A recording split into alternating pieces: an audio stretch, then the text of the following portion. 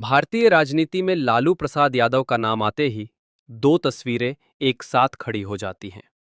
एक तरफ उन्हें पिछड़ों, दलितों और अल्पसंख्यकों की आवाज माना जाता है। दूसरी तरफ उन्हें जंगल राज का चेहरा बताकर खारिज करने की कोशिश की जाती है। लेकिन क्या ये सच है कि लालू ने ही बिहार को जंगल राज में धकेला, या ये एक सवर्ण गठजोड़ द्वारा रचा गया नैरेटिव है जो लालू की सामाजिक न्याय की राजनीति को दबाने के लिए गढ़ा गया? मंडल राजनीति और सत्ता का बदलाव। 1990 का दशक भारत के इतिहास में सामाजिक न्याय का दशक था।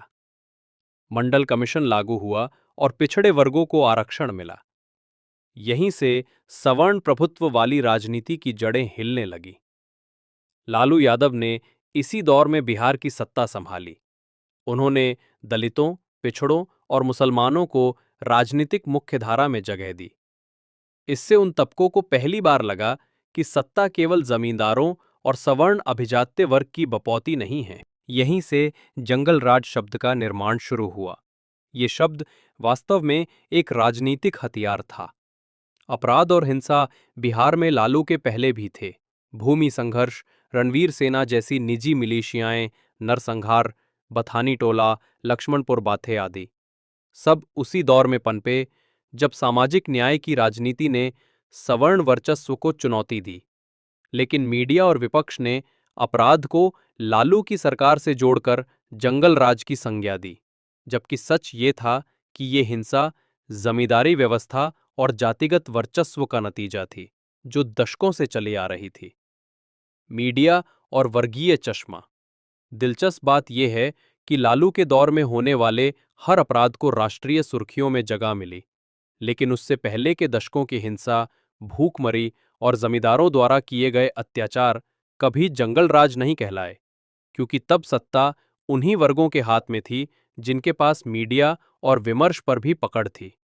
लालू के दौर में जब सत्ता का संतुलन बदला तो अपराध की तस्वीर भी एक तरफा तरीके से दिखाई गई। लालू यादव का सबसे बड़ा अपराध यह था कि उन्होंने सामाजिक ढांचे को उल्टा कर दिया।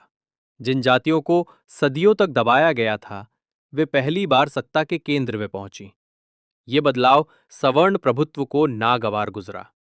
इसलिए लालू के खिलाफ अपराध और भ्रष्टाचार की कहानियों को बढ़ा चढ़ाकर जंगल राज नाम दिया गया, जबकि असलियत यह है कि लालू के शासनकाल में गरीबों को आवाज मिली, पंचायतों और प्रशासन में उनका प्रतिनिधित्व बढ़ा और सामाजिक न्याय भारतीय राजनीति की धुरी बन गया।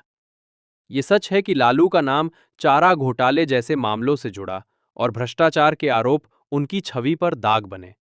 लेकिन ये भी सच है कि उनके राजनीतिक विरोधियों और मीडिया ने इन आरोपों को सामाजिक न्याय की पूरी राजनीति को बदनाम करने के लिए इस्तेमाल किया।